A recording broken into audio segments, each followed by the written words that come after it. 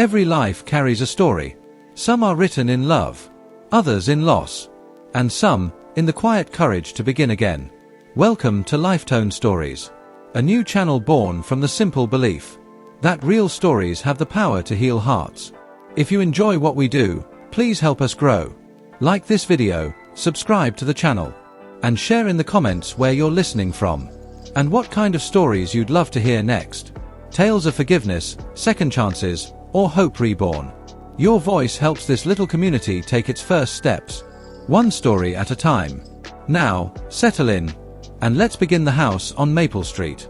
The house on Maple Street had 3 front steps, one steady, one shy, and one that complained. Walter knew them by sound. He had carried groceries, newspapers, and bouquets up those steps for 49 years, and in the months since Elaine passed, he carried silence. At 78, he woke before the town did. The window over the sink showed a thin stripe of frost holding to the glass, melting at the corners.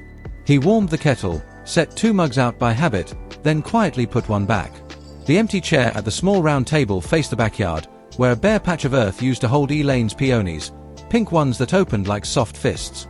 He checked the calendar on the wall. The days were marked not with appointments, but with pencil dots, evidence he had been here, had made tea, had gone to bed. Outside, the mail truck hummed somewhere down the block. He had once driven one like it, the same steady hum, the same wait and wave rhythm. He missed the weight of a canvas bag on his shoulder, the tiny surprises of people's lives sealed into envelopes. When the kettle chirped, he poured slowly, listened to the soft weather of steam. In the living room, a clock ticked, too loud, or perhaps everything felt louder now that her voice was gone. On the mantel, a photograph, Elaine in a blue dress, sunlight caught in her hair like a promise. Walter lifted the mug, held it under his chin to feel the warmth, and stood at the window. Somewhere a school bus sighed to a stop. Somewhere a neighbor's dog announced the morning. He took a sip and thought, survival sounds a lot like routine. He ate oatmeal because it was what they used to eat together, bananas on Sundays, walnuts on Tuesdays if they remembered to buy them. He sat at the table's edge and found himself tracing a small scratch on the wood. Elaine had bumped the sugar bowl there years ago. They had laughed at how little it took to leave a mark. After breakfast, he took the list from his pocket. He always had a list, though some days it was just a way to keep his hands busy. Tighten porch rail, change porch bulb, visit the library Dropbox, walk. The porch bulb had been dead for 3 nights, and the rail had a little give to it, nothing dangerous, but enough to ask for a wrench. He put on his jacket and stepped outside. The January air pinched his cheeks awake. At the curb, Mrs. Dalrymple from 2 doors down waved a mitten. "Morning, Walter." "Morning," he said, and it was almost true. Elaine had loved the porch, called it their front row seat to the neighborhood. In summer, she would wave to joggers and coax the neighbor's cat off the railing with a whistle. Now, the paint was tired, the wood dry at the corners, and the third step's complaint had turned into a habit. He tested the screws with his thumb. "I'll fix you," he muttered. Saying it out loud made it real. Inside again, he stood by the empty chair and set the second mug in front of it. He didn't drink from it. He didn't know why he did this, only that it slowed time to a human pace. After a while, he lifted the mug, poured the tea into the sink, and washed it carefully. On his walk to the library, he noticed a small envelope on the sidewalk near the corner of Maple and 3rd. It was damp at the edges but sealed. The address read 94, Willow Avenue, apartment 2B. The sender's name in the corner was shaky but careful, L.M. Carlyle. Walter held the envelope like a tiny fragile bird. Old habit stirred. Check the street, check the block, return what's lost. He put it in his coat pocket and continued to the library, where he slid 2 books through the return slot and took 3 out through the front door, one on pruning small trees, one novel with a yellowed cover, one thin book of essays about ordinary grief. Back on the street, he took a different route, Willow Avenue. The houses were closer together there, porches only 2 steps deep. A grocery bag leaned against a gate. Someone had placed a small, hopeful plant on a windowsill despite the winter half-light. He found 94, climbed the steps, and knocked. No answer. He knocked again and waited. He could hear a radio playing somewhere inside the building, an announcer, a laugh track, then the hush of a commercial. He slid the letter gently through the mail slot. Down the stairs, a little girl with a gap between her front teeth stood watching him from the landing. She wore a red knit hat with a pom-pom and held a paperback book upside down. "Are you the mailman?" she asked. "I used to be," he said. "You look like one," she declared, And then, because children are like that, do you know why Charlotte's Web is sad? He thought about it. Because some things end, he said. And some things begin. She considered that, nodded solemnly, and then turned the book right side up. At 4 in the afternoon, the neighborhood softened. School buses let kids go, garage doors yawned, porch lights blinked awake one by one. Walter swept his front steps, not because they needed it but because the motion made sense. He noticed the woman across the street, late 30s maybe, dragging a stubborn trash bin that wobbled like a shopping cart. Her name, he remembered, was Rosa. He'd seen it on a package once. She had a daughter, the one who liked chalk drawings that claimed sidewalk squares in summer like little art galleries. "Need a hand?" he called. "I do," she said, catching her breath with a laugh. "This bin is older than my car." He crossed the street and lifted the bin's front end. Together they steered it to the curb. "Thank you," she said. "I'm Rosa. We just moved in a few months before the cold." "I'm Walter," he said. "I've been here forever." Her daughter poked her head from the porch. "Hi," she said, a crayon stripe on her cheek like a flag of her own country. "I'm Maya." "Hi, Maya," he said. "I like your art." "It's a dragon," she said, as if this should have been obvious. "He eats clouds." "I suppose someone has to," Walter said, and Maya nodded, satisfied. Rosa's eyes flicked to his porch across the street. "Your third step looks like trouble." "It complains," he admitted. "But I'm going to fix it." "Need a drill?" "I have one that's only a little haunted," she offered. He smiled. "I might take you up on that." The library hosted a reading hour every Thursday at 5. Walter started going after Elaine died because the rooms were warm and the chairs didn't ask questions. He liked the way words sounded when they were read out loud, the way children's eyes widened for magic that grown-ups knew by other names: comfort, recognition, surprise. He arrived early, as he always did. Miss Jenny, who ran the reading hour and wore earrings that looked like tiny planets, waved when he came in. "Good to see you, Mr. Reed. You want to read the second story today?" "I can," he said. "Something with a happy ending, if you have it." Miss Jenny handed him a sturdy book with a blue cover. The Little House That Could. He smiled at the title. When it was his turn, he read slowly, letting the sentences find their own speed. The story was about a small house at the edge of a town that worried it would be forgotten as new buildings rose and roads widened. People had lived there and moved on. Seasons had dressed its windows in frost and then in light. But a family returned, painted its door, planted a tree, and the house learned that being remembered wasn't about crowds, it was about care. When he finished, a boy with cowlick hair raised his hand. "Is that a real place?" the boy asked. "It could be," Walter said. "Sometimes real places are made from the same things as stories, nails and hopes and a good coat of paint." On his way out, Miss Jenny touched his elbow. "You read that beautifully," she said. "Thank you." He nodded. It was a good story. In the foyer, a bulletin board held flyers. One caught his eye: Community Repair Day, Saturday, 9 to 3. Bring a project. Bring your hands. He tore off one of the little tabs at the bottom, folded it, and put it in his pocket along with his list. Saturday arrived with a brittle blue sky and air that smelled like cold pennies. Walter hauled a small toolbox to the community center. Inside, rows of tables held odd collections: a lamp with a loose socket, a wobbly chair, a toaster that had given up halfway through a bagel, a stack of picture frames with cracked glass. Volunteers in bright aprons moved among them like cheerful surgeons. He set his toolbox at the edge of a table and placed a small wooden plaque on it, the one that hung near the kitchen doorway at home. Elaine had bought it at a craft fair 2 decades ago. "Home is where we stand together." The corner had split after it fell during a vigorous cupboard door argument with a bag of flour. He didn't need it repaired to hang it. He needed to see it mended. "Want a hand?" a man asked, the kind with forearms that told you he'd been carrying beams since before YouTube tutorials. "I think I can do this one," Walter said, and the man nodded, moved on. Walter sanded the crack gently, smoothed wood glue into the seam, pressed it firm, and held it until it believed him. Across the room, he spotted Rosa and Maya. They were coaxing a stubborn drawer back into a small antique desk. Maya grunted like a weightlifter. "You got it," Walter called. "It's a pride thing now," Rosa said, laughing. "We found this desk at a yard sale. It wants to be free." Walter joined them, testing the rails, finding where the wood swelled. "Here," he said softly. Sometimes you shave off what swelled in the summer and let winter teach it to fit again. He took a thin sliver with a plane, sneaking the drawer back on track. It slid home like a sigh. Maya cheered with both arms. After, they walked home together, the desk loaded into Rosa's trunk. At Walter's porch, he crouched by the third step. "Today's your day," he told it. He measured, pre-drilled, set new screws, and replaced one tired board. When he stepped on it, it didn't complain, it held. Rosa applauded from the sidewalk. "For a guy who used to be a mailman, you're a good carpenter." "He was a good carpenter long before that," said a voice Walter had known once. He turned, startled to find Mr. Cruz, a neighbor from decades earlier, now older, still sharp.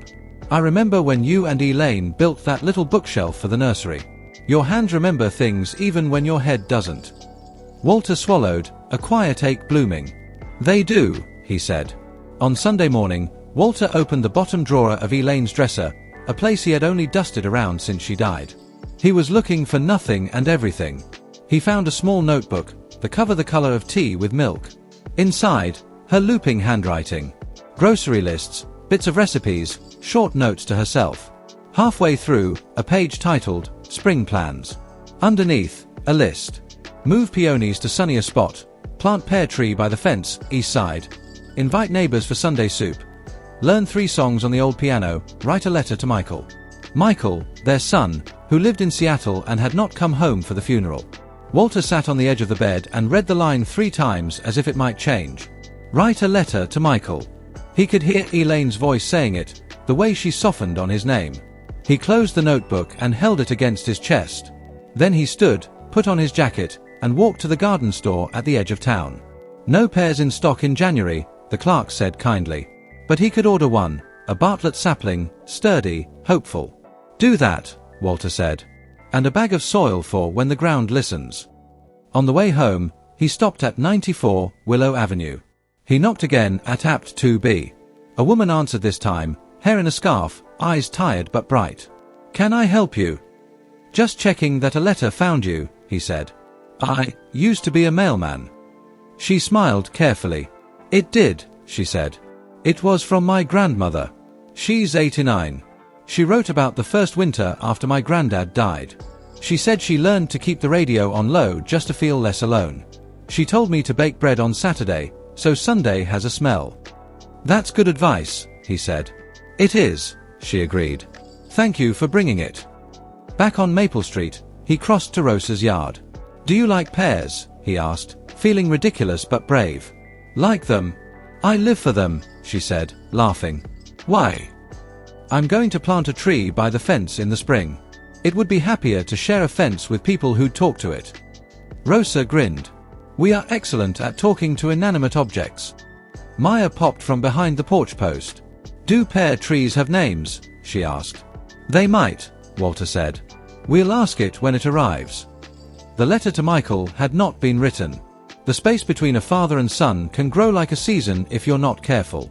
Walter made tea and sat at the kitchen table with a pen. He stared at the paper, then wrote "Dear Michael," and stopped. He drew a small box around the date, as if giving time a boundary might help.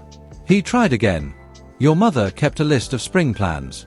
He paused, pressed his thumb into the paper, as if smoothing what rose up. "One of them was to write you a letter. I'm writing because she didn't get to." He told Michael about the porch step, about the library reading hour, about the girl who read Charlotte's Web upside down. He told him about the pear tree, about how some things ended and some things began, often in the same breath.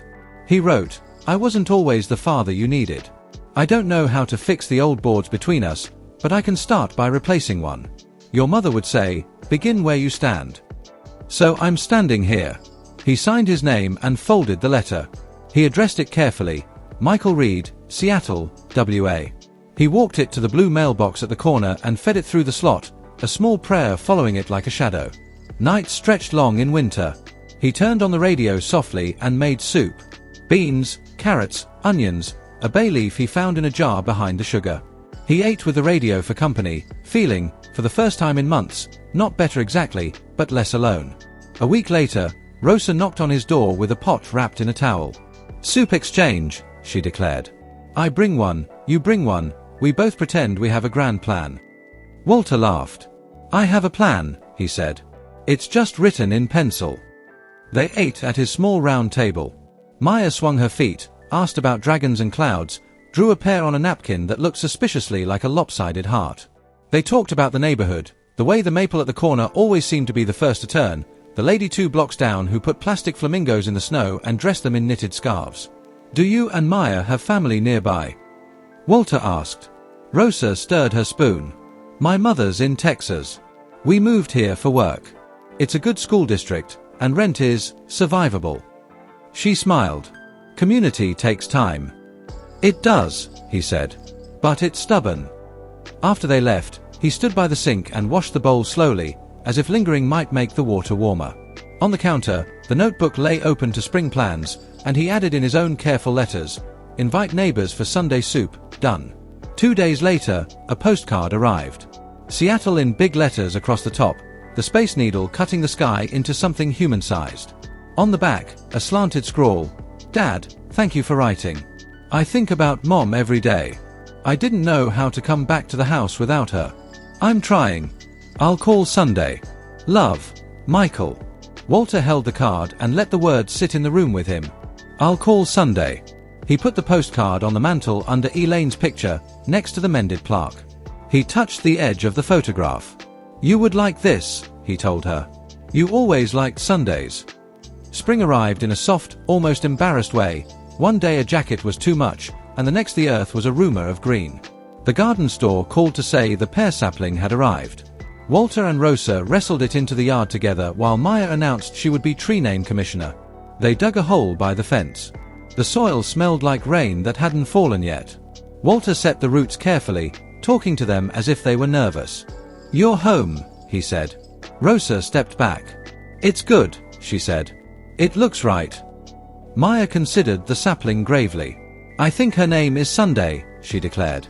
Because that's when families call. Walter closed his eyes for a moment. When he opened them, the sapling looked less like a question and more like an answer. That afternoon, the phone rang at 4:03. He had placed the handset on the kitchen table and sat across from it like an old friend. He let it ring twice, then picked up. Dad. Michael's voice, older than he wanted it to be, younger than he feared. Hi, son, Walter said. He stared at the backyard, where the pear tree stood like a small brave thought. They talked for 20 minutes about ordinary things, the weather in Seattle, a new coffee shop on Michael's block, the way crows learned the garbage pickup schedule. Then they talked, carefully, like crossing a stream on slick stones, about Elaine. I didn't know how to be there, Michael said at last. It felt like if I walked into that house, the chair would be empty, and I couldn't make that real. I know, Walter said. The chair is empty, but the house is stubborn. Michael laughed a little through something damp. Like us, he said. Like us, Walter agreed. There's a pear tree in the yard now. The neighbors helped me plant it. A pear tree. Your mother wanted one, Walter said. She wrote it down. They were quiet together, the kind of quiet that felt like a room with a light on. Maybe I'll visit, Michael said. In the summer. I'll keep a chair for you, Walter said. After the call, he walked to the porch and sat on the repaired step. It held him easily. Across the street, Rosa waved from her porch, phone in hand. She mouthed, "Good call." He nodded. Maya held up a sign she had scrawled in marker, "H.I. Sunday," aiming it at the sapling. A breeze moved through the young leaves like a promise. As the sun slipped down, the houses on Maple Street grew their evening faces, lamps lit, curtains half drawn, voices soft and close. Walter stood, went inside, and set 2 mugs on the table. He filled one with tea. He set the other by the empty chair, just for a moment, and then, with care, he moved that mug to the seat opposite his, the one he would save for his son. He turned the radio on low and opened the window. The night air brought the smell of damp earth, the faint sweetness of possibility. In the backyard, a small tree stood where there had been only grass, and in the house on Maple Street, a man began again the ordinary work of living. Thank you for staying with us until the end of this story. Every minute you spend here keeps this little channel alive, and helps Lifetone stories grow. We're just getting started, and your support truly means the world. So, if this story touched your heart, please like the video, subscribe to the channel, and share it with someone who might need a quiet reminder that hope still lives in everyday moments. Tell us in the comments what kind of stories you'd love to hear next. Stories of love, forgiveness, second chances, or new beginnings. Thank you for being part of this journey. Until the next story, take care of your heart. And remember, every life has its tone.